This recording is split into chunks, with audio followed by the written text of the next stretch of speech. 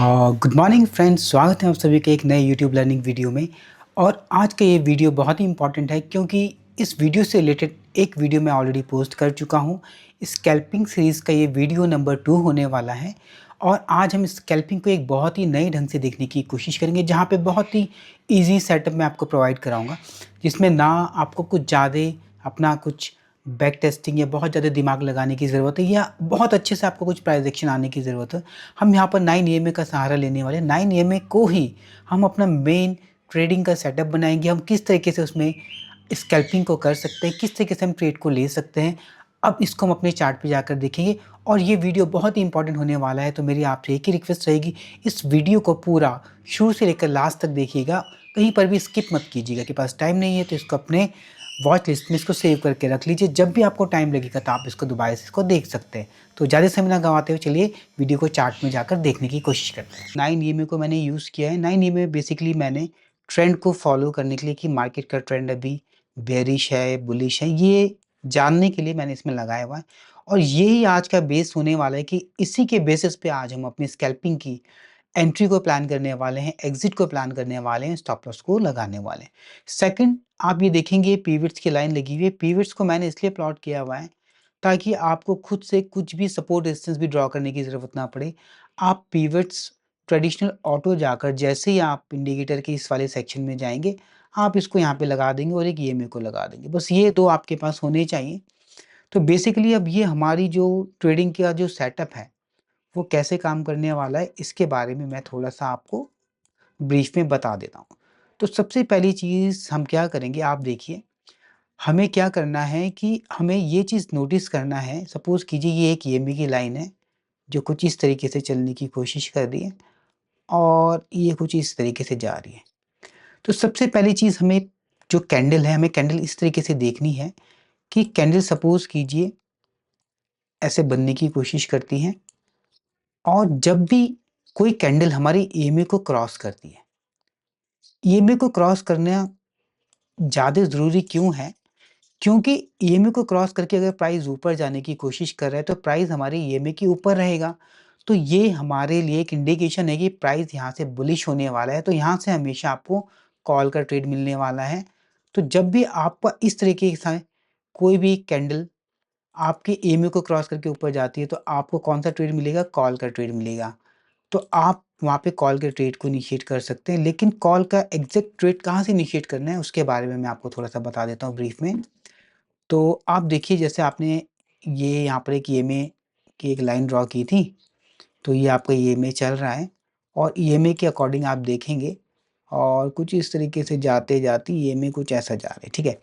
तो आप देखेंगे कोई भी कैंडल जो है ईएमए के नीचे से आकर ईएमए को क्रॉस कर देती है, तो आपको अलर्ट हो जाना है कि अभी जो ट्रेंड पहले बेयरिश था, अब वो बुलिश होने वाला है। तो जब भी ये इस 9 ईएमए को क्रॉस करेगा तो मूवमेंट बहुत अच्छी मिलने के चांसेस रहते हैं।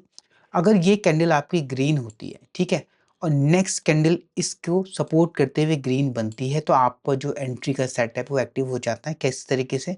आप देखिए, जैसे इसने इसको क्रॉस किया, क्रॉस करते ही साथ ये आपका एंट्री पॉइंट होता है और एसएल क्या होता है? इस कैंडल का जो भी लो है, ये आपका एसएल होता है। और टारगेट क्या होगा? टारगेट हम इज़िली 1:2 के लिए प्लान कर सकते हैं, क्योंकि जब भी ईएमए को क्रॉस करने के बाद प्राइस ऊपर या नीचे की तरफ बढ़ता है, तो बहुत ही तेज़ी से मूवमेंट आती है। रीज़न क्या होता है कि आप देखिए यहाँ पर जो भी ट्रेंड था अभी तक वो एकदम से चेंज हुआ है। यानी कि जितना भी प्रेशर यहाँ पर अभी तक सेलर का था, वो यहाँ से कट के बायर्स के फ़ेवर में जा रही है प्राइस। तो एकदम से जब इसका मूवमेंट बढ़ेगा, क्योंकि आप देखिए सेलर्स पुश कर रहे हैं नीचे जाने के लिए, बायर्स पुश कर रहे हैं ऊपर जाने के लिए, लेकिन इन दोनों में जो भी जीतेगा वो एकदम से प्राइस को ऊपर ले जाएगा। या सेकंड कंडीशन क्या है? सेलर पुश कर रहे हैं नीचे जाने के लिए, बायर्स पुश कर रहे हैं प्राइस को ऊपर जाने के लिए, बट सेलर बायर्स को डिफीट करने के बाद अगर इनको क्रॉस करके नीचे ले जाएँगे तो एकदम से जो फ़ोर्स होगी वो एकदम से मोमेंट क्रिएट करने वाली है। उस मोमेंटम को ही हमें कैप्चर करना है। स्कैल्पिंग में ये वाली स्ट्रैटेजी इसलिए ज़्यादा इम्पोर्टेंट रखती है क्योंकि हम यहाँ पर क्या करते हैं, ट्रेंड के अकॉर्डिंग चलने की कोशिश करते हैं। जैसे आप देखेंगे कि मैं फिर से बना देता हूँ कि जैसे ये आपकी ईएमए की एक लाइन थी और कोई भी कैंडल ने इसको क्रॉसओवर दे दिया, तो क्रॉसओवर के साथ ही आपको क्या एंट्री को प्लान करना है और ऐसे लिए रहने वाला है और 1:2 का आप टारगेट प्लान कर सकते हैं, ईजिली आपको मिल जाएगा। अभी इसको जाके हम अपने चार्ट पे भी देखेंगे, बैक टेस्टिंग करके देखेंगे। आप चाहें इसको लाइव मार्केट में परफॉर्म करके देख सकते हैं, ये किस तरीके से बहुत ही अच्छा रिजल्ट देता है। ठीक है, ये तो आपको कॉल साइड की एंट्री मैंने बता दी कि आपको जब भी कॉल साइड की एंट्री मिलती है तो कॉल साइड की एंट्री कैसे मिलती है, जब भी कोई कैंडल नीचे से क्रॉस करती है ऊपर की तरफ। आप ये चीज़ ध्यान रखिएगा, कैंडल ने अगर नीचे से आकर ईएमए को क्रॉस किया है तो आपको कॉल साइड की एंट्री मिलने वाली। इसके अपोजिट में अगर मार्केट में कोई भी कैंडल आपकी ईएमए को छोड़ के ऊपर बनती है और फिर अचानक से कोई कैंडल ईएमए को क्रॉस कर देती है, तो आपको यहाँ पर ये अलर्ट कैंडल है, आपको ये बता देती है कि भाई जो अभी तक ट्रेंड यहाँ पर अभी बुलिश ट्रेंड था, क्योंकि ईएमए के ऊपर प्राइस ट्रेवल कर रहा था, अब वो ईएमए के नीचे आने की कोशिश कर रहा है, यानी कि 9 कैंडल का जो भी मूविंग एवरेज है उसके नीचे अगर प्राइस जाएगा तो प्राइस क्या है, बेयरिश मूवमेंट में आ जाएगा। तो आप क्या कर सकते हैं, अगर आप छोटा-सा रिस्क लेना चाहते हैं, तो ये आपका एंट्री पॉइंट बनता है, ये आपका एसएल बनता है और आपको यहाँ पे क्या है, सेकंड कैंडल में आपको ये चीज़ वेट करनी है कि सेकंड कैंडल भी आपकी सपोर्टिव कैंडल बने। तो आपको थोड़ा-सा इस कैंडल को बनने देना है, थोड़ा-सा वेट करना है, तो आप देख सकते हैं। हो सकता है अब तब आपकी एंट्री यहाँ ना मिले, आपको एंट्री यहाँ पर मिले, बट दोनों ही केसेस में आप देखेंगे कि आपको जो एक सेफ एंट्री मिलने वाली है। रीज़न क्या है, क्योंकि इसमें जो आपके स्टॉप लॉस है बहुत ही छोटे रहने वाले हैं। अगर आप एंट्री ये प्लान कर रहे हैं तो एग्ज़िट भी तो आपने ऑलरेडी प्लान कर लिया ना। जब आपके पास आपका ट्रेड इनिशिएट करने के बाद सेकंड प्लान ऑलरेडी आपके पास है कि मार्केट में मुझे इतना ही स्टॉप लॉस देना है, तो आप क्या करेंगे, 1:2 में अगर आप काम कर रहे हैं, अगर आप 5 बार भी अपने एसएल को हिट कर देते हैं और 5 बार आप अपने प्रॉफ़िट को बुक करते हैं, ठीक है? तो आप ये मान के चलिए यहाँ पे आपको 5 टाइम आपको लॉस होगा, बट यहाँ पे 10 टाइम्स आपको प्रॉफ़िट होने वाला है। तो अल्टीमेटली आप 5 टाइम प्रॉफ़िट में रहने वाले हैं, ब्रोकरेज भी काट के देखेंगे तो 4 टाइम तो आप प्रॉफ़िट में रहेंगे ही। तो यहाँ पे रिस्क टू रिवॉर्ड बहुत ज़्यादा मैटर करता है, आपको रिस्क टू रिवॉर्ड को हमेशा मैनेज करना है और ईएमए के साथ ही आपको अपने ट्रेड को इनिशिएट करना है। हो सकता है इस वाली स्ट्रेटेजी में आपको मल्टीपल ट्रेड मिल जाए। दिन का आपको 2-3 ट्रेड मिल सकते हैं, 4 ट्रेड मिल सकते हैं, लेकिन आपको अपने रूल के अकॉर्डिंग आपके ट्रेड को लिमिट करना है। आपको क्या करना है, अगर आप 2 trade in a day plan करके चलते हैं तो आपको 2 ही लेने हैं। हो सकता है इस स्ट्रेटजी में आपको मल्टीपल ट्रेड मिल जाए, बट आपको क्या करना है, अपने रूल पे स्ट्रिक्ट रहना है, ठीक है? और एक मोस्ट इम्पॉर्टेंट जो बात है, इसमें जो भी टाइम फ्रेम आप रखेंगे वो टाइम फ्रेम होने वाला है 5 मिनट का, क्योंकि 5 मिनट में ही हम इस ट्रेड को देखने की कोशिश करेंगे। और इसमें कुछ कैंडल्स का इम्पोर्टेंस होता है। अगर सपोज़ कीजिए ये आपका ईएमए है और इसको एक फुल बॉडी कैंडल क्रॉस करके ऊपर जा रही है, तो ये बहुत अच्छा एक सिग्नल है आपके लिए, क्योंकि यहाँ पर एक बुलिश कैंडल ने ईएमए को क्रॉस किया है, तो प्राइस के ऊपर बढ़ने के चांसेस बहुत ज़्यादा रहते हैं, ठीक है? सेकंड कैंडल की बात करते हैं।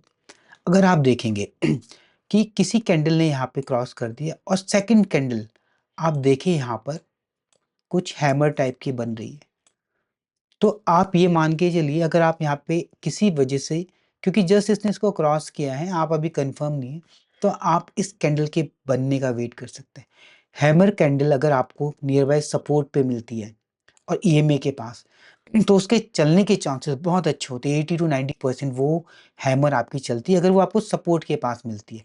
सपोर्ट के पास कैसे मिलती है, आप देखिए ये आपका ईएमए चल रहा था, यहाँ से प्राइस धीरे-धीरे रिकवरी करता है और इसको क्रॉस करता है। अब सपोर्ट है तो कुछ समय तो इसको इसके आस-पास बिताना है। लेकिन आप देखेंगे यहाँ पर क्या होता है कि एक प्राइस आप देखेंगे कुछ इस तरीके की कैंडल का फॉर्मेशन बन जाता है। तो ये जो कैंडल है आपको एक तो सपोर्ट के आस-पास मिल रही है और ईएमए के ऊपर मिल रही है, तो ये बहुत अच्छी आपकी हैमर कैंडल है। हैमर कैंडल अगर आपको मिलती है तो बहुत अच्छा ट्रेड चलने के चांसेस होते हैं। तो यहाँ पे जो अगर आपको पर्टिकुलरली हैमर कैंडल मिल जाती है, तो उस केस में हैमर का अगर आपका हाई ब्रेक होता है तो यहाँ पे एंट्री बनती है और इसका लो आपका एसएल रहता है। नेक्स्ट कैंडल आप देखेंगे, अगर ये इस तरीके से जाने की कोशिश करती है तो ये आपका ट्रेड बनता है, ठीक है? ठीक इसी तरीके से अगर आपका ये में ये चल रहा है और आप देखेंगे कि रेजिस्टेंस के पास में, वहाँ से क्या है, ये आपकी कुछ कैंडल्स बनती हैं, कुछ कैंडल्स बनती हैं और फिर अचानक से आप देखते हैं कि कैंडल्स का फॉर्मेशन ये बेयरिश होने की कोशिश करता है और यहाँ पर बन जाता है। और इस जगह पर आप ये देखते हैं कि कोई इन्वर्टेड हैमर आपको मिल रही है, चाहे वो उसको टच कर रही हो चाहे क्रॉस करे। इन्वर्टेड हैमर का मतलब क्या हो गया, अब आपके पास डबल कंफर्मेशन हो गई। अभी जो ये सपोर्ट था भी एज अ रेजिस्टेंस आपके लिए काम करेगा। रेजिस्टेंस से अगर कोई चीज़ रिजेक्ट हो रही है, इसका मतलब क्या हो गया कि यहाँ से जो भी बुलिश प्रेशर था वो इतना ज़्यादा इफेक्टिव नहीं है कि इस रेजिस्टेंस को ब्रेक करके ऊपर जाए। और प्राइस भी आपको ईएमए के नीचे अगर मिल जाता है सपोज, फिर तो ये बहुत अच्छी बात हो जाती है। आप इसको एंट्री पॉइंट मान के एसएल लगाकर ट्रेड के लिए वेट कर सकते हैं, कम से कम नेक्स्ट सपोर्ट तक के लिए, ठीक है। अब ये कुछ बेसिक सी बातें होगी। 5 मिनट के टाइम फ्रेम पे हमें काम करना है। ईएमए को अगर नीचे से क्रॉस करता है तो आपको बुलिश ट्रेड के लिए देखना है, और अगर ईएमए को ऊपर से नीचे की तरफ क्रॉस करती है कैंडल तो हमें क्या करना है, बेयरिश ट्रेड को देखना है। अब इसको हम अपने चार्ट पे जाके देखने की कोशिश करेंगे कि कहाँ कहाँ पर हमें इस तरीके के ट्रेड देखने को मिलते हैं। तो चलिए शुरू करते हैं अब इसको। अब ये कोई एक डेटा उठा लेते हैं। अभी ये मैंने 5 मिनट के टाइम फ्रेम पे मैं काम कर रहा हूँ, तो 5 मिनट पे हम देखेंगे। आप देखिए यहाँ पर क्या होता है, एक बुलिश जो कैंडल थी, पहली कैंडल 5 मिनट की आप देखेंगे ईएमए को क्रॉस करती है। सेकंड कैंडल में इसको हैमर तो नहीं बोलेंगे, बट आप ये देखेंगे कि यहाँ पर जो रिजेक्शन है ना, ईएमए के ऊपर से आना शुरू हो जाता है और इसके ऊपर जाकर प्राइस यहाँ पे शुरू होता है, नीचे जाने की कोशिश करता है बट यहाँ क्लोज होता है। आप यहाँ देखिए ये जो कैंडल है, आप यहाँ पर एंट्री प्लान कर सकते हैं, या जब भी प्राइस रिटेस्ट करने के लिए next red candle near to EMA बनाते हैं तो आप यहाँ पे प्लान कर सकते हैं। इसके बाद जो भी आपकी एंट्री की कैंडल बनती है वो ये रहती है, ऐसे आप ये मान सकते हैं। और आप यहाँ पे देखिए, अगर आपने यहाँ पर कहीं पे ये ट्रेड को इनिशिएट किया होता तो ये किस तरीके से आपके लिए परफॉर्म करता, क्योंकि ये स्कैल्पिंग है तो इसमें आपके एसएल बहुत छोटे होने वाले हैं और टारगेट भी उसके अकॉर्डिंग हम मिनिमम 1:2 मान के चल रहे हैं। तो अगर आप 20 पॉइंट का आपका एसएल रहने वाला है तो हम 40 पॉइंट के लिए जाएंगे, ज़्यादा की लालच नहीं करेंगे। तो 1:2 तो आपको कैसे भी मिल जाता है। और अगर आप काफ़ी समय से मार्केट में हैं और आपको थोड़ी भी नॉलेज है तो आप ये जान सकते हैं कि अगर प्राइस आपके सपोर्ट से या पिवट पॉइंट से उठता है तो R1 तक जाने की कैपेबिलिटी रखता है। तो आप अकॉर्डिंग टू ट्रेड आप यहाँ पे क्या कर सकते हैं, इसको ट्रेल भी कर सकते थे। मिनिमम 1:2 तो ये कैसे भी देके गया है, और आप देखेंगे देखा जाए तो ये ऑलमोस्ट आपका 90 पॉइंट भी दे रहा है, 90 के ऑलमोस्ट 100 ही मान लीजिए इसको। तो 20 पॉइंट का अगर ऐसा था 1:4 1:5 देके जाते हैं। बट इतना पेशेंस डेवलप करने के लिए आपको मार्केट में समय देना पड़ता है, तो हम मिनिमम अपना रिस्क टू रिवॉर्ड मैनेज करेंगे, 1:2 को ही टारगेट करके चलते हैं, ज़्यादा लालच में नहीं पड़ेंगे, ठीक है। 1:2 ईजिली हमें मिल गया, एक ट्रेड आपका ये बन जाता है।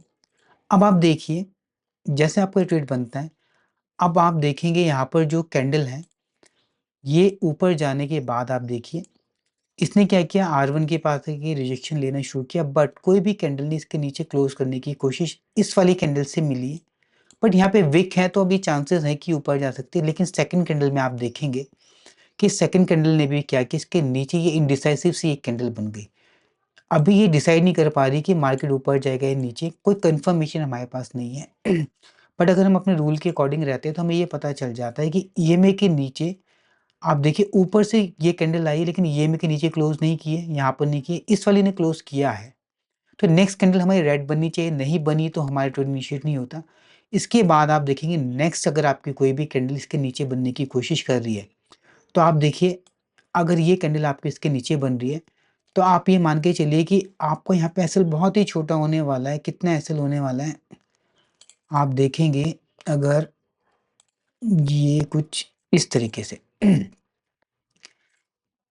आप देखिए तो ऑलमोस्ट आप देखेंगे 12-13 पॉइंट का, तो 13 है तो 25-26 पॉइंट आपको मिल जाए, बहुत बड़ी बात है। तो ऑलमोस्ट ये 20-22 पॉइंट दे रहा है, 1:13 दूनी 26 होना चाहिए था, तो 13:2। तो कोई बात नहीं, आप अगर इसको यहाँ पे भी मान के चलते क्योंकि R1 से ऊपर जाएगा तो ट्रेंड ऑटोमेटिकली ऊपर ही जाना है, तो 10-15 पॉइंट भी माने तो आपको ईजिली यहाँ पर 20-22 पॉइंट का मिल जाता है। और अगर आप लंबे उसके लिए वेट करते हैं तो देखिए मल्टीपल टाइम आपके पास आने की कोशिश करते हैं, तो यहाँ पर आप अपने ट्रेड को क्या कर सकते थे, 1:2 में कट कर सकते थे।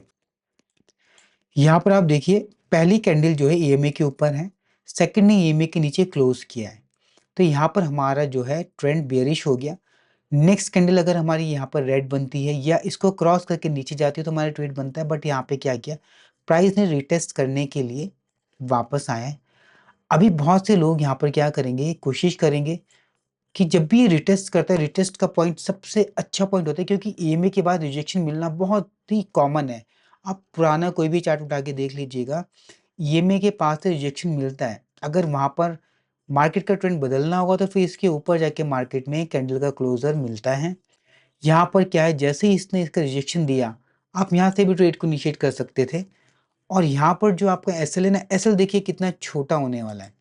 एसएल छोटा क्यों हो जाएगा, क्योंकि जब आप रिजेक्शन के पास से ही ट्रेड को पकड़ने की कोशिश करते हैं, तो लास्ट कैंडल का हाई क्या है आपका, ये है। ट्रेड 8 से 10 पॉइंट का मैं बोलूँगा आपका एसएल है।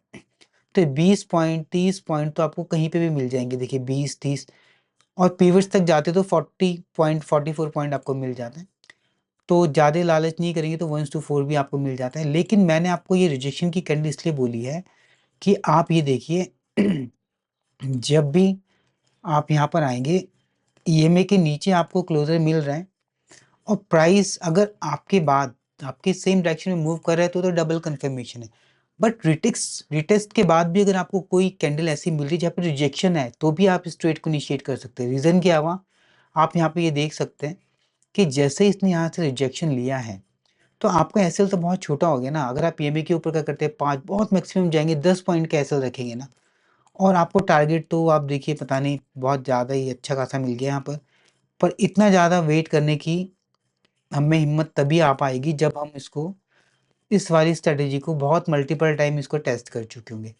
तो ये एक उन लोगों के लिए जो इसको बहुत समय तक टेस्ट कर लेंगे तो हो सकता है 100 पॉइंट भी निकाल लें, बट कम से कम हम 20-30 पॉइंट तो इजीली निकाल ही सकते हैं ना इसमें। ये तो बहुत इजी हम कर सकते हैं। अब आप देखिए, अगर सपोज आपने ये वाला ट्रेड यहाँ पे कट भी कर दिया होता, तो आप देखिए फिर से क्या किया, ये आप देखिए ये जो डाउन ट्रेंड में आने के बाद इस तरीके से आप देखेंगे रिजेक्शन लेता है, तो आपको यहाँ पे ये समझ जाना चाहिए कि पीवियस पॉइंट के नीचे है तो मार्केट इससे ऊपर जाने की कोशिश करे बट जा नहीं पा रहा, तो यहाँ से जो भी फॉल आएगा नीचे की तरफ आएगा। और आप देखिए जो रिजेक्शन वाली कैंडल है कितनी प्यारी कैंडल है, इससे आपको ये पता चल जाता है कि मार्केट में ऊपर जाने की कोशिश करिए बट क्लोजर तो पीवियस पॉइंट के नीचे ही मिला है। अगर आप ऐसी जगह पे प्लान करते हैं, मैंने आपको बताया था सॉरी, पीवियस पॉइंट के आसपास, आपके रेजिस्टेंस के पास, सपोर्ट के पास, तो वहाँ पे बड़ा फॉल देखने को मिलता है। रीज़न क्या है, यहाँ पर डबल प्रेशर है। एक तो आपको रेजिस्टेंस का प्रेशर मिल रहा है, 9 ईएमए का प्रेशर मिल रहा है, सेलिंग प्रेशर जैसे ही बढ़ेगा तो आप देखिए वन गो में आपको इतना बड़ा टारगेट मिल सकता है।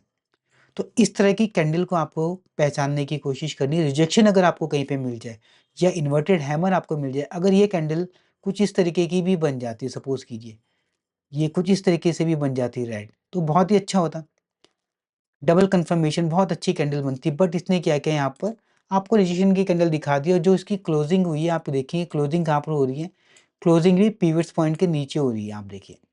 तो इससे अच्छी कैसी कंफर्मेशन हो सकती है कि आप अपने ट्रेड को लें। और अगर आप देखेंगे बहुत अच्छा ट्रेड मिला यहाँ पर भी।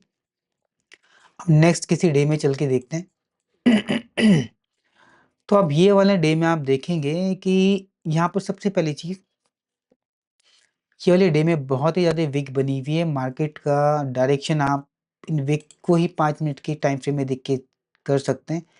ये जो डे है बहुत ज़्यादा आपका क्या है, टाइम डीके को खाने वाला है।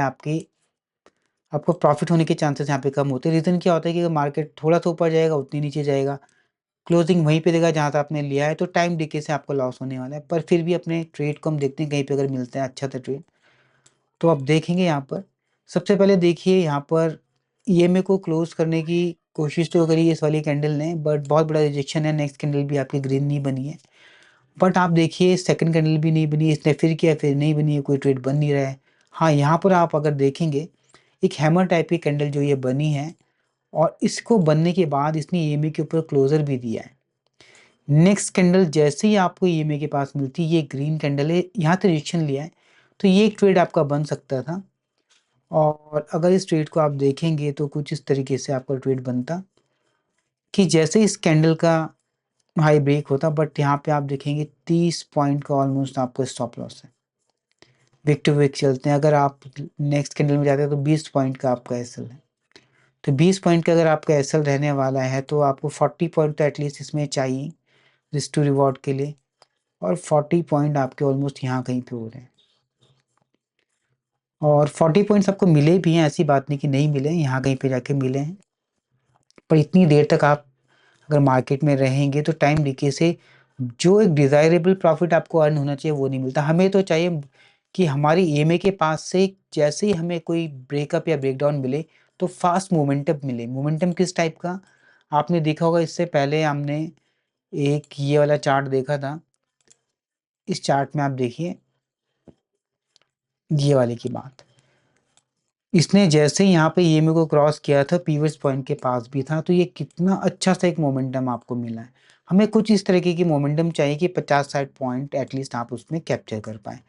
तो यहाँ पर आप देखेंगे ऐसा कुछ खास मोमेंट वाली चीज़ मिली नहीं। रीज़न भी क्या हुआ, आप ये भी देख सकते हैं कि जो ईएमए है वो ट्रेंडिंग नहीं है। ट्रेंडिंग का मतलब होता है कि आपको ईएमए एटलीस्ट 40-50 पॉइंट तो ऊपर रहना चाहिए, इसी तरीके से रहना चाहिए। अगर मार्केट में कुछ इस तरीके से रहना है तो यहाँ पर क्या है, साइडवेज या आप इसको कंसिडर करेंगे तो उसमें कुछ ज़्यादा आपको मतलब प्रॉफिट होने के चांसेस कम रहते हैं, क्योंकि जब मार्केट में ट्रेंड मोमेंट ही नहीं आएगा तो आपको वहाँ पे ऑप्शन बायर को किस तरीके से प्रॉफिट होने वाला है। ठीक है, अभी आगे चलने की कोशिश करते हैं। एक यहाँ पर देखते हैं, थोड़ा सा सही सा कैंडल लग रहा है मेरे को। अब आप ये देखिए यहाँ पर ये में कुछ अभी साइडवेज टाइप में रहा कुछ समय के लिए, और साइडवेज के बाद भी अगर हम अपने रूल के अकॉर्डिंग चलने की कोशिश करें तो ये एक कैंडल था जिसने ईएमए को क्या किया है, यहाँ पे इसको मैं कर देता हूँ। हाँ, इस वाली कैंडल ने ईएमए के ऊपर क्लोजिंग तो दी है, सेकंड कैंडल ने भी इस ईएमए को क्रॉस किया। अगर आप यहाँ पे ट्रेड को बनाते तो आप देखिए आपका रिस्क टू रिवॉर्ड किस तरीके से यहाँ पे होता। इसके क्रॉस होने पे आप ट्रेड को इनिशिएट कर सकते थे, और जो आपका एसएल है एटलीस्ट मैं बोलूँगा 15-16 पॉइंट रख लीजिए। वीक टू वीक जाएंगे तो बहुत ज़्यादा हो जाएगा, लगभग कितना हो जाएगा 20 पॉइंट भी आप रख सकते हैं, कोई दिक्कत नहीं है। तो 20 तो एटलीस्ट 40 पॉइंट तो आपको मार्केट में चाहिए। 40 पॉइंट यहाँ कहीं हो रहे हैं और ये इजीली मिल भी जा रहा है। रीज़न क्या हुआ कि आप देखिए जब तक आपका जो ये ईएमए है ये साइडवेज रहेगा तो आपको कोई भी मोमेंट मिलने वाली नहीं है। मोमेंट कब आती है मार्केट में, अगर आपका ईएमए ट्रेंडिंग हो जाए। ठीक है, इसी तरीके से डाउन ट्रेंड में अगर जाएगा तो भी आपको मोमेंट मिलने के चांसेस हैं। तो आगे चल के देखते हैं कहाँ पर और इस तरीके के आपको ट्रेंड मिल सकते हैं। अब ये नेक्स्ट डे की बात आ गई, नेक्स्ट डे में चल के देखते हैं। अब आप एक चीज़ देखिए, यहाँ पर जो है मार्केट ओपन तो होता है गैप अप, लेकिन एकदम से रिजेक्शन लेता है R1 से। बट यहाँ पर कभी भी ये हमारी ईएमए से बहुत दूर है तो अभी कुछ नहीं कर सकते हैं। यहाँ पर देखेंगे एक बहुत बड़ी कैंडल ने ईएमए के नीचे क्लोजर दे दिया। बट आप एक चीज़ बताइए, इतनी बड़ी कैंडल बनी है तो क्या हम ऐसी कैंडल में काम करेंगे? रीज़न क्या है, अगर हम ऐसी कैंडल में काम करने की कोशिश करते हैं, अगर सपोज़ यहाँ पे आपकी रेड कैंडल बन जाती, तो इतना बड़ा 40 पॉइंट 50 पॉइंट का स्टॉप लॉस लेने से अच्छा है हम उस ट्रेड को कैप्चर करने की कोशिश करेंगे जो कि हमें नियर बाय ईएमए मिल जाए।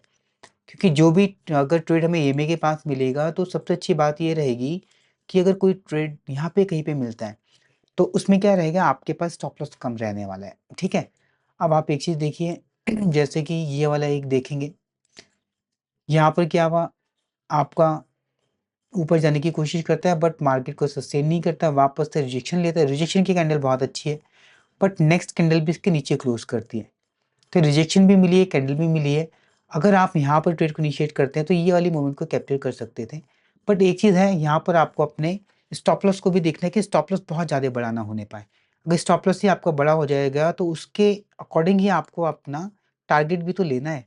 अगर यहाँ पे 24 पॉइंट है तो आपको कम से कम 48 पॉइंट चाहिए। 48 पॉइंट आ ही रहा है तो 48 पॉइंट मिल जा रहा है, ऐसी कोई दिक्कत नहीं है। तो इस तरीके से ये ट्रेड में आप डाउन साइड का ट्रेड भी यहाँ पे इनिशिएट कर सकते हैं।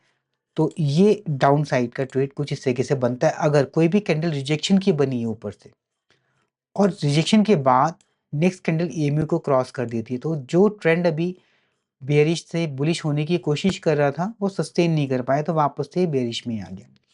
जैसे कि मैंने लास्ट वाले एक ट्रेड में आपको ये भी बताया था कि जब कभी मार्केट में आप देखेंगे, इसको भी हटा देता हूँ,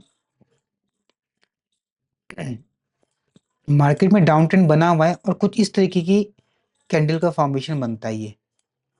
ये जो पॉश कैंडल है और ये एएमए के नीचे बन रही है और साथ ही साथ पीवियर्स पॉइंट के नीचे बन रही है, तो डबल कंफर्मेशन है कि प्राइस के यहाँ से डाउन जाने के चांसेस ज़्यादा है।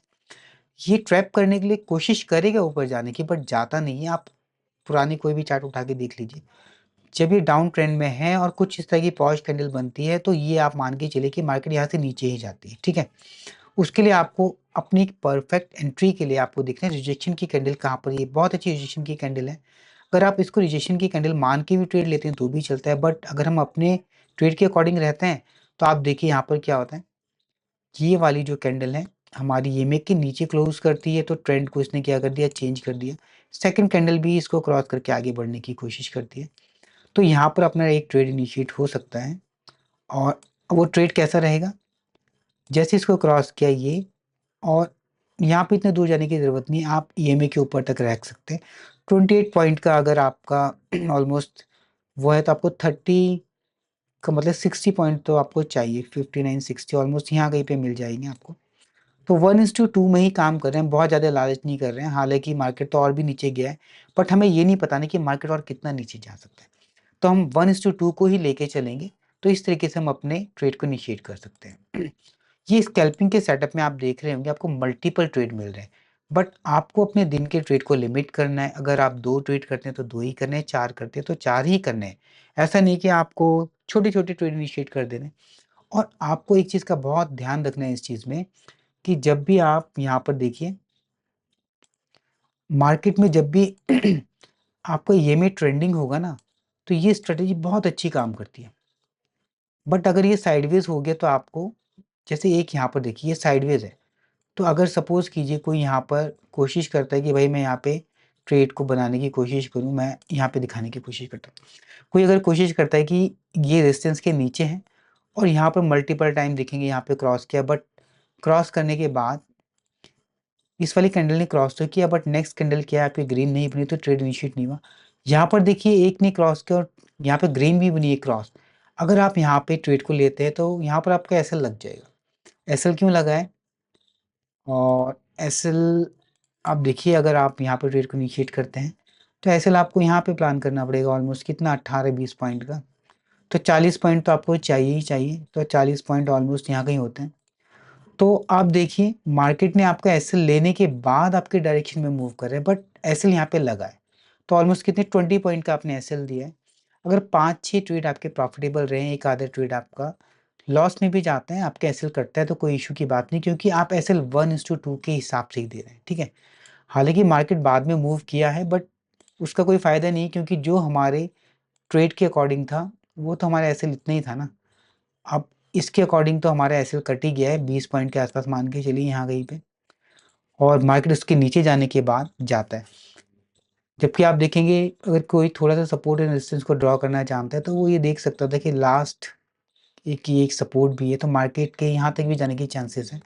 बट इतना बड़ा स्टॉप लॉस रख के हम काम नहीं कर सकते, क्योंकि आप देखिए स्टॉप लॉस तो ये बहुत बड़ा हो जाता, 40 पॉइंट का स्टॉप लॉस हो जाता है, जबकि फिर हमें 80 पॉइंट के लिए वेट करना पड़ता। 80 पॉइंट आपको ऑलमोस्ट यहाँ कहीं मिलता, बट 40 पॉइंट अगर आपकी डायरेक्शन में चला गया तो आपका लॉस 40 पॉइंट है ना, तो इतने ज़्यादा पॉइंट हम यहाँ पे कुछ कमाने के लिए मार्केट में आए हैं, तो स्टॉप लॉस को सबसे कम छोटे से छोटा रखना है। टारगेट आप जितना भी बड़ा रख सकते हैं अगर मार्केट आपके फेवर में, तो यहाँ पे स्टॉप लॉस कट जाता है। फिर आगे चलने की कोशिश करते हैं।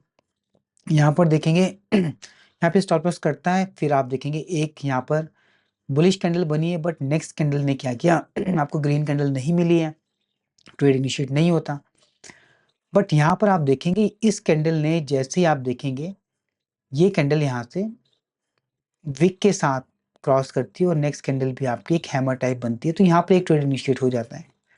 और ट्रेड आपका जो इनिशिएट हो रहा है तो आप ये देखें, जैसे ही आपको आप हैमर को मान के चल लीजिए, हैमर के अकॉर्डिंग आप चलते तो हैमर का लो रख सकते हैं, या कम से कम आप देखेंगे यहाँ पे सपोर्ट है, तो सपोर्ट को मान लीजिए 20-22 पॉइंट आपका एसएल रहने वाला है, तो 40-42 पॉइंट आपको चाहिए ही चाहिए, तो 44-45 तो आपको 1:2 मिल जाता है।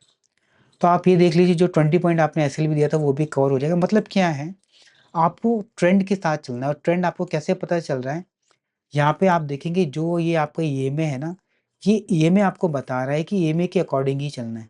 अब इस वाली स्ट्रेटजी में 9 ईएमए के साथ-साथ कुछ लोग 15 ईएमए लगाते हैं, कुछ 21 ईएमए लगाते हैं। मैं उसको इसलिए प्रेफ़र नहीं करता क्योंकि 15 ईएमए आपके नीचे रहता है, वो आपका एग्ज़िट पॉइंट नहीं बन सकते क्योंकि मार्केट इतना नीचे आने के बाद फिर वापस जाती है। तो एक सिंपल सी स्ट्रेटजी को लेके हमें काम करना है, उसके अकॉर्डिंग ही हम इसको ट्रेड को देखते हैं। तो ये एक सेटअप है जिस पे आप बैक टेस्ट करके लाइव मार्केट में परफॉर्म कर सकते हैं। होप ये वीडियो में आपको कुछ समझ में आया होगा कि आप ट्रेडिंग को एक मिनिमम 2 इंडिकेटर के बेस पे भी अपने एक ट्रेडिंग सेटअप बना सकते हैं। इसमें कोई टाइम फ्रेम की भी बाउंडेशन नहीं कि आपको 9:15 पे आना है।